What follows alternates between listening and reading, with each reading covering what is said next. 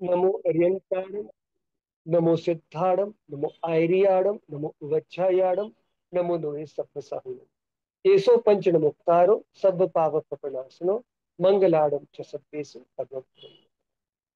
मंगलम भगवान वीरो, मंगलम गौतम प्रभु, मंगलम कुंद कुंदाद्यो, जैन धर्मोस्तु मंगलम। अरिहंता मंगलम नित्यम, सिद्धा जगति मंगलम। मंगलम साधवे सर्वे, जैन धर्मोस्तु मंगलम। सर्व मंगल मांगल्यम, सर्व कल्याण कारकम, प्रधानम सर्वधर्माणाम, जैनम जयतु शासनम। जैनम जयतु शासनम। जैनम जयतु शासनम। जय जी। आज ये दूसरा एपिसोड, दूसरा सेगमेंट, डॉक्टर प्रभाकरन जी के साथ हम चर्चा कर रहे हैं गिरनार सत्य तथ्य। आज ये एक बड़ा ज्वलंत विषय बन चुका है, गिरनार जी। एंड इस पर आवश्यकता है क्लैरिटी, प्रिसिशन और न्यूट्रल पॉइंट ऑफ व्यू से हम इस बात को समझें। और प्रभा जी ने बहुत ही न्यूट्रल पॉइंट ऑफ व्यू से एक पुस्तक लिखी भी है जिसका नाम यही है, गिरनार सत्य और तथ्य। Very well written, precise, concise and full of proper references. हर जगह फुटनोट से भरी हुई है। हर बात को उन्होंने फुटनोट और प्रॉपर रेफरेंस देकर प्रस्तुत किया है। तो इसी पुस्तक के सिलसिले में हमारी बातचीत हुई थी प्रभा जी से। एंड सौरभ का सजेशन था कि गिरनार जी पर तो काम होना चाहिए। We must, ancient Jainism must cover Girnar ji, because we are trying to create a platform where we are giving archival material to people. ये it's not a talk, it's not a chat between people. We are recording history. And उस दृष्टिकोण से हम इस गिरनार जी को समझना चाह रहे हैं। तो इस कड़ी में Prabha ji, I would like to ask you, कल हम एक चर्चा कर रहे थे। We were talking ji. about the historical and archaeological aspects of Girnar जी। इस पर कुछ हम्म। बात यदि आप और कुछ बताना चाह रही हैं तो प्लीज आप, प्लीज एनलाइटन अस। जी जी। जय जिनेन्द्र आप सबको। अ, जैसा कि अभी मनीष जी ने बताया कि गिरनार बहुत ही एक ज्वलंत विषय बनकर उभरा है। हालांकि ज्वलंत विषय इसको धार्मिक आस्था के केंद्र के रूप में ही रहने दिया जाता, और उस आस्था का केंद्र रहने दिया जाता जो ये सदियों से है, आज भी है और हमेशा रहेगा भी। किंतु समय समय पर अक्सर हम देखते रहे हैं, पहले भी भारतीय इतिहास में, क्या विश्व के इतिहास में भी हम देखते हैं कि समय समय पर जो है वो धार्मिक अंधभक्ति का रूप हमें देखने को मिलता है, जिसमें जो है क्या कहना चाहिए कि बुद्धिमत्ता, तर्कशीलता और ऐतिहासिक संदर्भों को दरकिनार किया जाता है।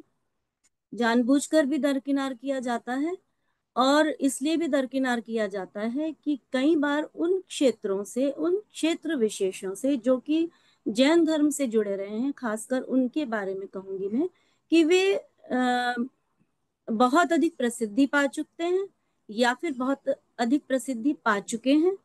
उसके अलावा उनके उनके साथ जो तीर्थंकर जुड़े हुए हैं, जिनकी वो तीर्थ भूमि है, जिनकी वो पावन कल्याणक भूमि है, वो भी बहुत अधिक चर्चा का विषय बन जाती है, और कालांतर में वो आमदनी का जरिया भी मुझे लगता है बन जाती है। तो वहां पर अतिक्रमण सदा सदा से होते आए हैं। इसका चर्चा आज के इस जो आज की चर्चा है इसमें नहीं करना चाहूंगी मैं। जगत विख्यात हैं बहुत सारे परिदृश्य, जिनको आज बहुत तेजी से उखाड़ा भी जा रहा है, उकेरा भी जा रहा है और बतलाया भी जा रहा है। उन्हीं एक संदर्भों में ये गिरनार का संदर्भ भी जुड़ गया है। तो मनीष जी, कल हम ऐतिहासिक और पुरातात्विक परिदृश्यों की बात कर रहे थे। तो हिस्टोरिकल और एंड आर्कियोलॉजिकल एविडेंसेस की अगर मैं बात कहूँ तो गिरनार जो है वो तब से ही ऐतिहासिक और पुरातात्विक दृष्टि से महत्वपूर्ण हो गया था, जब नेमिनाथ, जैसा मैंने कल भी कहा था कि जब द्वारका से जूनागढ़ नेमी की बारात आती है, राजुलमती उग्रसेन राजा, जो जूनागढ़ के राजा हैं और श्री कृष्ण के संबंधी भी हैं, उनकी पुत्री हैं। और जब वो बारात से विमुख हो, वहां विवाह से विमुख होकर वे गिरनार पर चले जाते हैं तपस्या के लिए, वहां से इसका सारा परिदृश्य बदल जाता है। ये सिर्फ विंध्य की एक इकाई नहीं रह जाती, अपितु एक पवित्र स्थल के रूप में उभरता है ये स्थल, ये पर्वत और इसकी सारी पांचों श्रृंखलाएं भी, जो सिर्फ जैनत्व से ही जुड़ी हैं। चाहे आप पहली श्रृंखला पे चले जाएं, चाहे आप दूसरी पे चले जाएं, चाहे तीसरी पे, चौथी पे, चाहे पांचवी पे, हर श्रृंखला में जैनत्व ही बिखरा हुआ है। श्रमण संस्कृति की जैन धारा चारों तरफ दिखाई देती है वहां। भले ही उसे ढांपा गया है, वो खुली हुई है, ढांपने की कोशिश चल रही है, तोड़फोड़ की कोशिश है, बचा हुआ है, अवशेष हैं, भूलुंठित अवशेष हैं, पानी से ढके हुए अवशेष हैं, फूलों से ढके हुए अवशेष हैं, परंतु वो हैं सब जैनत्व की धारा में रंगे हुए और जैनत्व की कहानी को बयान करते हुए।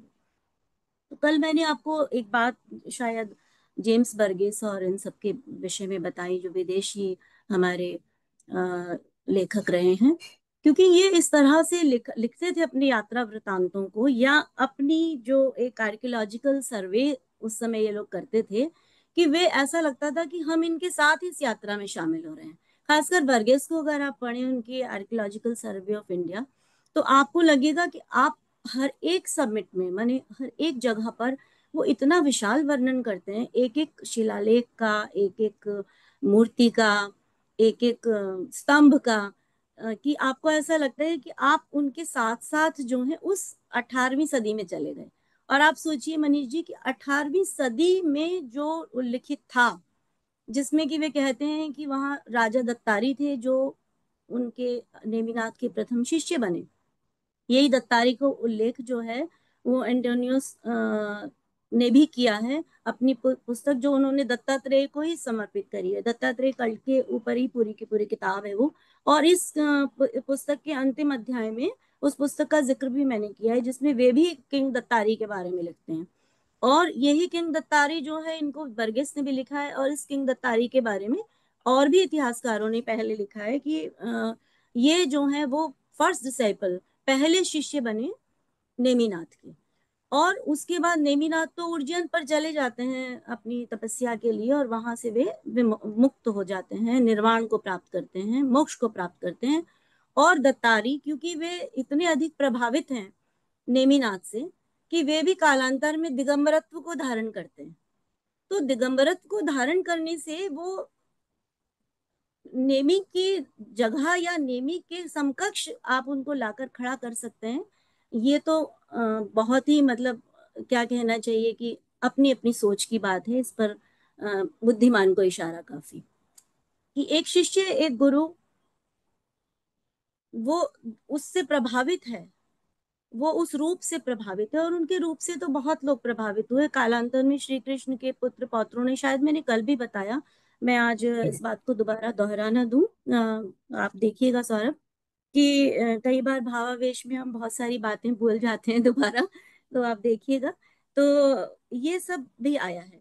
इसके अलावा चंद्रगुप्त मौर्य जो हैं, आप सभी जानते हैं कि भद्रबाहु जी के संग में दीक्षित हुए थे, और जब अकाल पड़ता है तो वो दक्षिण की तरफ जाते हैं।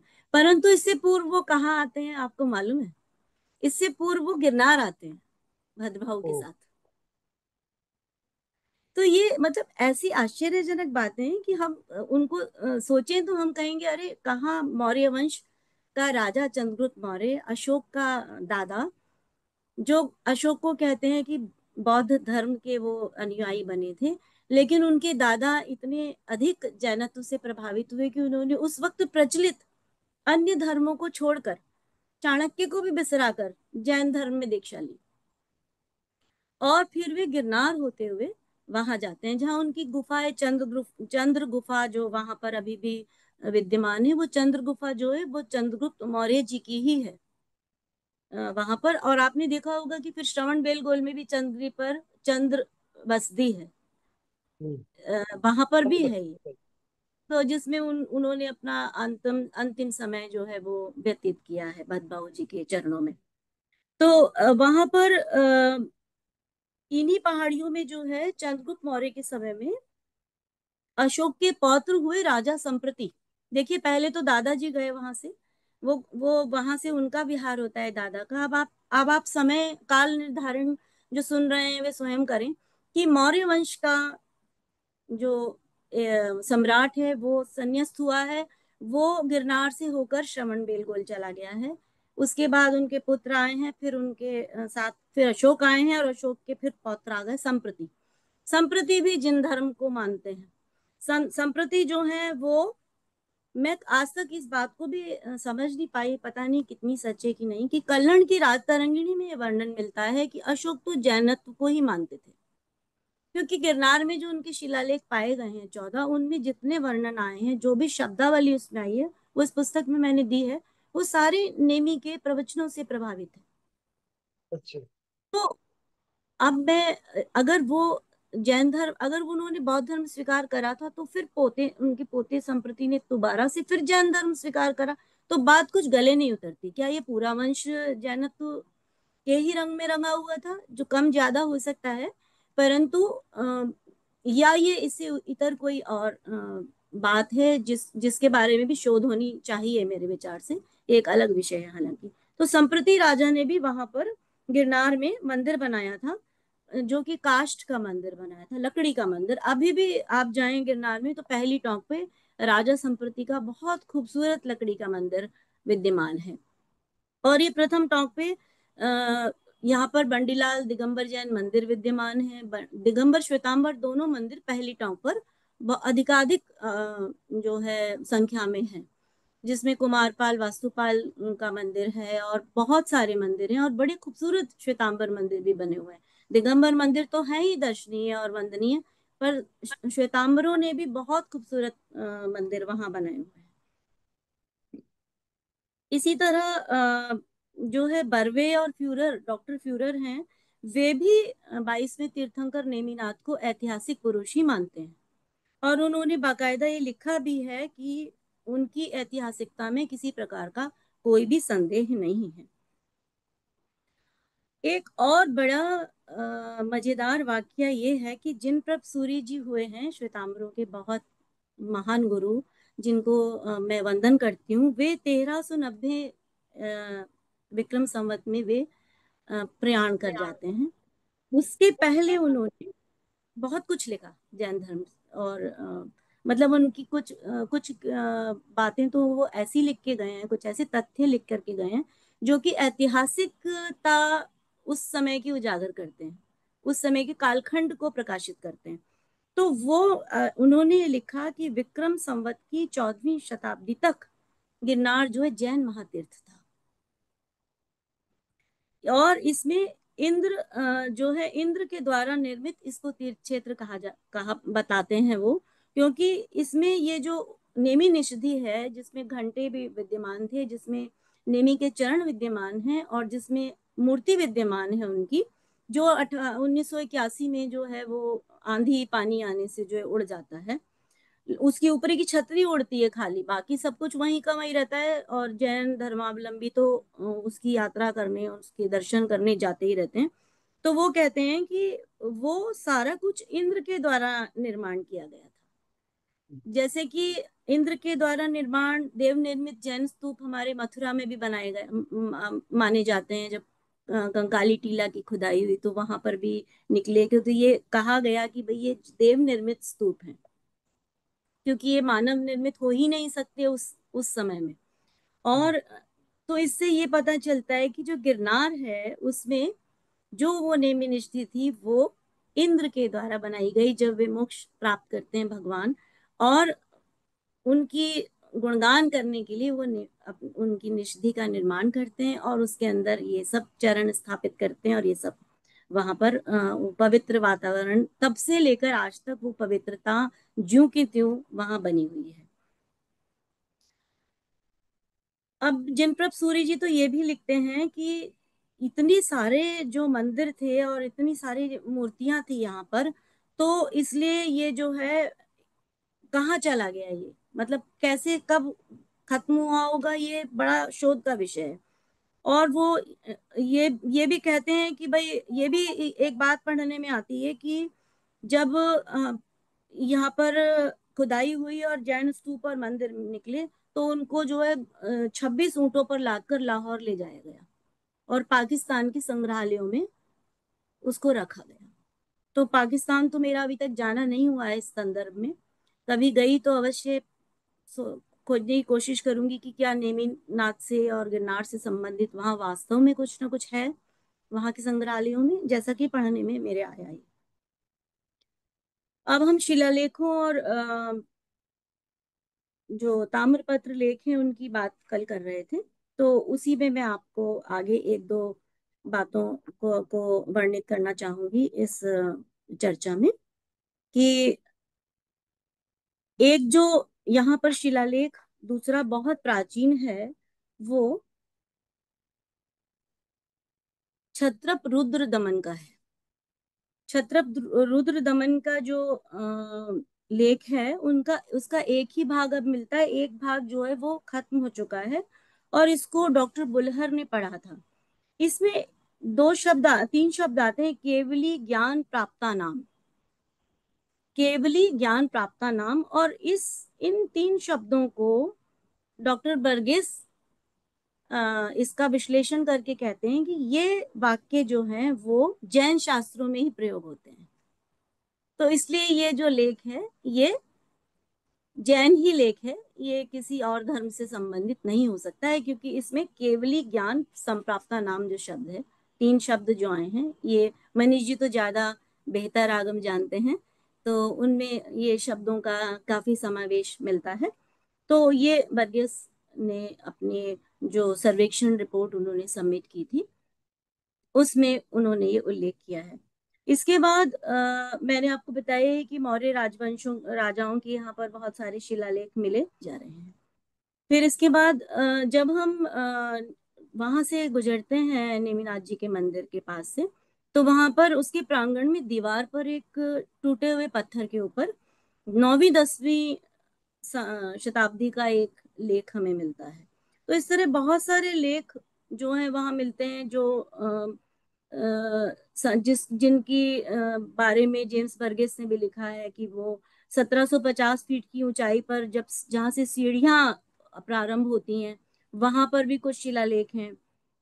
और उसके बाद सीढ़ियां मरम्मत कराने का उल्लेख भी शिलालेखों में मिलता है, जिसके बारे में आज ये चर्चा की जा रही है कि भाई यहाँ सीढ़ियां कब किसने करवाई होंगी, किसने इनकी रिपेयर कराई होगी। बंडीलाल जी की धर्मशाला या बंडीलाल जी का मंदिर तो बहुत बाद में बना है, तो उससे पहले किन्होंने कराया होगा। तो उसके पहले के भी उल्लेख मिलते हैं कि इतने साल पहले भी यहाँ पर सीढ़ियां जो है वो इसकी मरम्मत कराई जाती रही है। इसका उल्लेख रोमिला थापर ने भी किया है, मैंने शायद कल बतलाया भी था ये। तो इस तरह से बहुत सारे शिलालेख हमें मिलते हैं। इसके अलावा एक और बहुत जो महत्वपूर्ण इस विषय में उल्लेख है, वो है मुगल शाही फरमान। जब हिंदू जो राजाओं का प्रादुर्भाव धीरे धीरे खत्म होता है और मुगल शासक आते हैं हमारे देश में, तो मुगल शासकों में औरंगजेब, जिसको की बहुत ही अलग दृष्टि से देखा जाता है, परंतु औरंगजेब ने अधिकांशतः सभी धर्मों को जो है वो पैट्रोनेज दी है। इस बात का उल्लेख बहुत अच्छे से आया है। और ये दो किताबें बहुत महत्वपूर्ण हैं इस दृष्टि से, खान बहादुर एम एस कमिश्रेट की, जिन्होंने इस पूरे फरमानों को बाकायदा, उनकी ओरिजिनल फरमान और उसके साथ उनकी पूरी हिंदी अंग्रेजी ट्रांसलेशन के साथ उसको उन्होंने उसके अंदर समाहित किया हुआ है। तो ये जो एक मुगल शाही फरमान है, हमारे यहाँ देखिए जैन धर्म के लोग जो हैं शुरू से अभी भी बोलते हैं कि भाई जैन जो है आर्थिक रूप से बड़े समृद्ध होते हैं। आप देखिए उस समय भी शांतिदास जवाहरी जो था, जवाहरी मैंने जौहरी, वो औरंगजेब का फाइनेंसर था। अच्छा। अब अब जो फाइनेंसर था, उसको खुश करने के लिए आखिरी दिनों में सन 1660 में, मार्च 12 का 1660 का मार्क्ड है, ये बाकायदा स्टैम्प्ड है, मुगल शाही स्टैम्प है, इसके ऊपर लगी हुई स्टैम्प है। उन्होंने जो है, औरंगजेब जो है वो शांतिदास जवाहरी को 3 जगह दे देते हैं। कहते हैं भाई ये उनकी हैं, ये श्रावकों की हैं, जैन श्रावकों की हैं, और इनसे ना कोई कर लिया जाए, ना इनसे इनके आने जाने पर कोई रोक करी जाए, ना इनकी पूजा पद्धति या किसी में किसी प्रकार की कोई अपनी बीच में अपनी टांग अड़ाए, और ना ही जो है यहाँ पर जो घास पात लकड़ी जो भी कुछ होता है वो इनसे वापस लिया जाए, ये सब इनका है। तो उन तीन जगहों में एक गिरनार भी एक है, माउंट आबू एक है। तो ये सब जो है उस समय में यानी 1660 में जैनियों को मुगल शाही फरमान के तहत दे दिए गए हैं ये हिस्से। तो ये सब चीजें बड़ी बहुत ही जब पढ़ती हूँ तो बार बार मैं सोचती हूँ कि कितना वैभवशाली अतीत है हमारा, और उसको आज प्रशस्त करने के लिए हमें प्रमाण जुटाने पड़ रहे हैं कि ये हमारा था। आप देखिए कि मनीष जी हम कहाँ आके खड़े हुए हैं आज के समय में। वाकई। तो अभी ये जो मैंने आपको एक बात पहले बताई कि श्रवण बेलगोला जाते हैं भद्रबाहु स्वामी के साथ चंद्रगुप्त मौर्य। तो एक और भी इसमें बात बड़ी जो महत्वपूर्ण है वो ये है कि अंतिम जो है श्रुत केवली हुए हैं धरसेन आचार्य जी। आप तो मुझसे ज्यादा वाकिफ हैं इन सब बातों के बारे में। तो धरसेन जी आचार्य कहते हैं कि अब कंठ परंपरा के जो ज्ञान है श्रुत ज्ञान उसका तो विलोप होता जा रहा है, तो इसको हम कैसे जो है अपने पास रख सकते हैं ताकि हम भविष्य में इसको इस्तेमाल कर सकें। तो उन्होंने उन्हीं को बोला क्या बोलते हैं भद्रबाहु जी को कि आप अपने अच्छे शिष्यों को मेरे पास भेज दीजिए यहाँ पर गिरनार जी जी में, ताकि मैं उनको ये ज्ञान दे दूं और वो उसको लिपिबद्ध कर सकें। तो उन्होंने भूत बलि और पुष्पदंत अपने दो शिष्यों को गिरनार भेजा। हम्म गिरनार में जब वो दोनों शिष्य आते हैं तो वो उनका फिर परीक्षा लेते हैं। परीक्षा लेने के बाद धरसेन आचार्य उनको अपना ज्ञान बताते हैं, और उसके बाद वो दोनों ने षट खंडागम सूत्र जो है उनकी रचना की वहां पर। तो गिरनार हमारा जैन धर्म के जो शास्त्र का लेखन का केंद्र है वो भी प्रथम केंद्र इस तरह से माना जाता है कि यहाँ पर ही इन शास्त्रों की रचना हुई, और ये ऐतिहासिक रूप से प्रामाणिकता रूप से जाना गया सत्य है, ऐसा नहीं है कि ऐसे ही बताया जा रहा है। और उसके बाद इसी की महाधवला टीका जो है वीरसेन स्वामी जी ने 18वीं शताब्दी में लिखी। तो ये सब जो है गिरनार से जुड़ा हुआ है, सब कुछ गिरनार से जुड़ा हुआ है। मैं कितना आपको मतलब कितनी बार बहुत कुछ ऐसा है जो छूटेगा भी, क्योंकि पुस्तक में बहुत कुछ विशद रूप से दिया है मैंने, और इस टॉक में शायद इतना बहुत बताना सारे पुरातात्विक और ऐतिहासिक प्रमाणों को भी पूर्णता उल्लेख करना शायद मुश्किल ही रहेगा। तो मेरे ख्याल से बाकी जिसको कुछ और जिज्ञासा हो तो अच्छा रहे वो पुस्तक पढ़ें, और अपनी इस शोध को और बढ़ाना चाहें तो और आगे बढ़ाएं। जी ऐसा मैं। बिल्कुल। अच्छा, एक मुझे बड़ा फैसिनेटिंग लगता है कि हम एक लिखते जो कंसेप्ट है ना मॉडर्न हिस्ट्री में, लिव्ड हिस्ट्री, जिया हुआ इतिहास, हम्म। जिया हुआ इतिहास पर जो बात होती है ना, उसमें मुझे लगता है बहुत सुंदर एक जिया हुआ इतिहास का दृष्टांत है ट्रैवलॉग्स। और ये दो हम्म। प्रकार के हो सकते हैं। एक तो एक धार्मिक दृष्टि से, हम जैसे हम बचपन से या हम सभी हमारे पुरखे तीर्थ यात्रा जाते हैं, इट्स पार्ट ऑफ जी बीइंग अ। जी और जी। एक वो होता है कि जो ह्यूनसांग जैसे जो ट्रैवलर्स आए, मार्को पोलो जैसे जो ट्रैवलर्स आए, उनके द्वारा लिखा है इतिहास। और एक ये जी। दूसरे इस दृष्टिकोण से लिखा गया कि जैसे कार्टोग्राफर्स हुआ करते थे, जो हम्म। पूरे हिंदुस्तान का नक्शा बनाते थे, एक एक चीज को रिकॉर्ड करते थे। जी बजस हैं, हैमिल्टन है, इस प्रकार के लोग भी हैं। तो जी। तीनों प्रकार के इतिहासकारों ने किस प्रकार का यात्रा वृत्तांत किस प्रकार के उपलब्ध है गिरनार जी के ऊपर, आप बताइएगा। अ, ये तो बहुत विशालता से मिल रहे हैं इस पुस्तक में। काफी किताबों के मैंने जिनको पढ़ा और इसके अंदर लिया भी है और पढ़ा भी है इस संदर्भ में। जी। तो बिब्लियोग्राफी में काफी किताबों के नाम मैंने लिखे हैं, जिसमें कि जेम्स बर्गेस ने जैसे archaeological survey of western India लिखा। ये अगर आप इसे ट्रेवलॉग की दृष्टि से देखें, जैसे मैंने पहले भी बोला, हम्म तो आप इसे वैसा ही पाएंगे कि, लेकिन अगर आप इसे सर्वे ऑफ इंडिया की तरह से पढ़ेंगे, वेस्टर्न इंडिया का सर्वे लिख रहे हैं जिसको कि वो गवर्नमेंट को सौंप रहे हैं, उस तत्कालीन गवर्नमेंट को सौंपा है और बाद में छपा है ये। तो इस तरह की बहुत सारी और भी इस तरह के ट्रैवलॉग्स, मारियाना कॉन्स्टांस का भी इसी तरह का है। और फिर इसकी संदर्भित जो अन्य किताबें हैं जिनको कि मैं और अधिक पढ़ने के लिए सोचती हूँ कि जरूर पढ़ना चाहिए, अमलानंद घोष, ये भी भारतीय पुरातत्व सर्वेक्षण, अच्छा। इंडियन आर्कियोलॉजिकल सर्वे के जो हैं ये निदेशक रहे हैं, डायरेक्टर रहे हैं दिल्ली में। और ये किताब इनकी है, जैन कला और स्थापत्य, जो भारतीय ज्ञानपीठ से छपी है। इस किताब में बहुत सारी बातें ऐसी हैं, यहाँ तक कि जो अंबिका यक्षिणी जिनका मंदिर आप हम्म। वहां अभी भी है मौजूद, 1870 में उसके बारे में बर्गेस ने भी उल्लेख किया है कि वो मंदिर जो है वो नेमिनाथ की यक्षिणी का है। वो हम्म। मंदिर ना तो बौद्ध है ना हिंदू है, हिंदू तो शब्द ही नहीं था, ये कालांतर की देन है। तो जो भी परंपरा वहां रही, उसे आप शैव परंपरा कहें जो भी कहें, वो धारा में वो नहीं था मंदिर वहां। वो मंदिर नेमिनाथ की यक्षिणी का है, उनके दो पुत्र हैं उनकी मूर्ति के साथ दो पुत्र बने हैं उनकी, वो आम पसंद करती हैं, आम की डाली है। और ये खाली वही नहीं है अंबिका यक्षिणी, अगर ये हिंदू अन्य मंदिर होता अंबिका का, अन्य अन्य मत के संबंधित मंदिर होता, जी। तो पूरे भारतवर्ष में जितने अंबिका मंदिर हैं, मेरा ये कहना है वे सब उन्हीं के होते। राइट। इस बात को तो मानेंगे ना सभी, मतलब हम्म। ये तो मोटी बुद्धि की बात है कि अगर आप कहते हैं कि ये यहाँ पर हिंदू मंदिर है अंबिका का, उसको अंबा मंदिर बना दें या कुछ भी कह दें, तो वो देवी उसका पूरा असली रूप प्रदर्शित करके अगर आप देखें, तो वो मंदिर इतना बड़ा, पुराने इतिहासकार, पुराने जो वहां होकर आए हैं, वही जो आपने कहा कि जो जिया है उन्होंने, ऐसा हम्म। नहीं कि किताब में देख करके लिख दिया, वो जी कर आए हैं उस जगह को, वो पूरा फील करके आए हैं, तब उन्होंने सर्वेक्षण प्रस्तुत किया है। चाहे वो कर्नल टॉड है, वो सभी ये क्यों कह रहे हैं, फिर मारुति नंदन प्रसाद तिवारी भी क्यों लिख रहे हैं यही सब। हम्म। अमलानंद घोष पे की जो किताब है, ये जैन कला और स्थापत्य, उसमें कितने सारे सर्वेक्षण पुरातत्वविद हैं जो इसी बात को कह रहे हैं। आज के पुरातत्वविद भी यही बात कह रहे हैं कि वो नेमी की यक्षिणी का मंदिर है।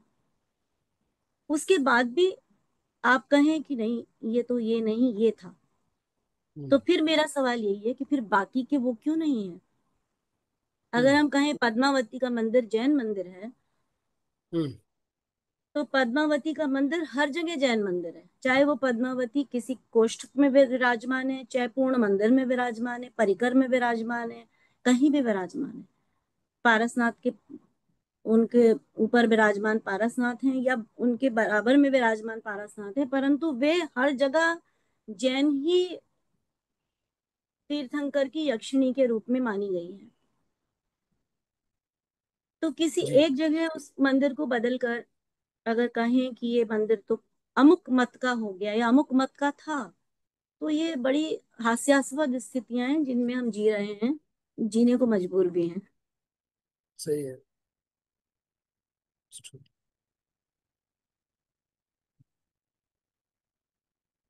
जेम्स वर्गीस की एक बुक और है, report on the antiquities of Kathiawar and Kutch, 1876। ये जो है ये भी लंदन से छपी है, और ये भी पढ़ने लायक पुस्तक है। अगर ट्रेवलॉग के माध्यम से या ऑथेंटिक जो एक कहना चाहिए पूरा इतिहास हमें जिसके माध्यम से मिलता है, सबसे अधिक विस्तार के रूप में गुजरात अच्छा। कच्छ और इस तरफ का जो भी इतिहास हमें मिलता है, वो इन्हीं सर्वेक्षणकर्ताओं के द्वारा मिलता है। इनकी पुस्तकों को आप किसी भी श्रेणी में लें, लेकिन ये सब इतिहास परक पुस्तकें हैं।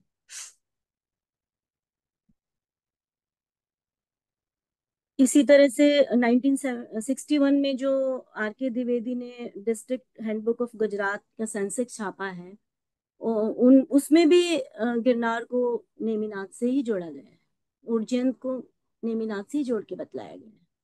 1961 की बात कर रही हूँ, तो देश आजाद हो गया, हम्म। तो उसके बाद भी ये सब चीजें इसी तरीके से हैं और इसी तरह से चलती रही हैं, परंतु पता नहीं दो शताब्दियों में कैसे कुछ हो जाता है। अर्जुन पांडियन है, बहुत फेमस आजकल, ये भी रिसर्चर है और काफी इनके पेपर्स छपते रहते हैं। ये भी अपने एंशंट इंडियन रिलीजन शैविज्म के पार्ट 1 में लिखते हैं इस बात को, हम्म। गिरनार और नेमिनाथ को जोड़ते हुए लिखते हैं, ये सब जी। इन्होंने लिखा है इसके बारे में। तो यही सब है। बहुत कुछ है, बहुत विशाल चर्चाएं हैं सब।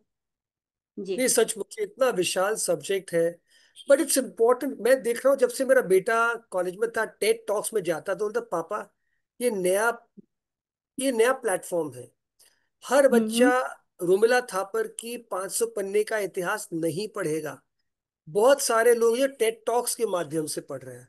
तो एंशियंट बिल्कुल जेनस बिल्कुल। को टेड टॉक्स के रूप में हम स्थापित कर रहे हैं कि भाई यहाँ इंफॉर्मेशन, इसको पढ़ के आप एग्जाम भी दे सकते हैं, इतिहास लिख भी सकते हैं, रच भी सकते हैं, और समझ भी सकते हैं। तो इसी दृष्टिकोण से बड़ा हमें करना था। हम आगे आई ये थिंक बड़ी अच्छी कल, पहल है, ये बहुत अच्छी पहल है। हाँ, और आगे मैं चाहूंगा कल हम इसको लेना, तो थोड़ा जी। धार्मिक यात्राओं के बारे में भी थोड़ा सा विशेष, आप स्वयं, बिल्कुल आप और बिल्कुल। पवन जी भी होकर आए। और जो अपना बिल्कुल इतिहास रहा बिल्कुल। है जैनों का, कि हमारे पुरखे हमेशा से जाया करते हैं, तो एक नेक्स्ट टॉपिक हम कल ले सकते हैं, धार्मिक यात्राओं से हम स्टार्ट करेंगे कि जैनों की बिल्कुल। यात्राएं गिरनार पे, इसका क्या इतिहास है और क्या हम्म। इसकी आज तक कंटिन्यूटी है, दोनों हम इस पे आप प्रकाश डालिएगा। ठीक जी है बिल्कुल, जरूर जी। जरूर। बहुत बहुत धन्यवाद आपका। Thank you so much. अपना ध्यान रखिएगा। जय जिनेन्द्र। जय जिनेन्द्र, जय जिनेन्द्र।